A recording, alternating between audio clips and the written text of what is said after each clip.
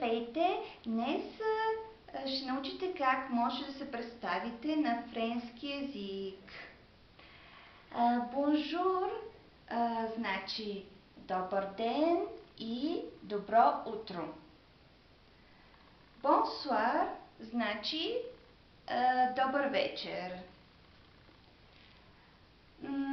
Това е разговор, диалог между Люси и Лоро. Люси, Лоро. Не Лаурент, а Лоро. Това е О. Лоро. И Люси.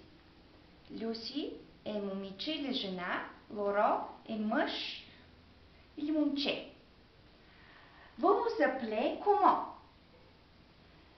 Вие, дословно, вие се казвате как. Или как, comment, се казвате. Това е учтивата форма с вие или на френски vous. Дословно, вие се наричате себе си как.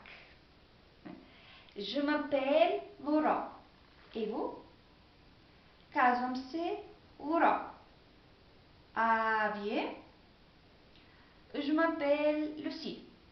Казвам се Люси. Enchanté. Enchanté. По един и същи начин се произнася, но тук има още едно което е без акцент. Лоро отвръща. Au revoir.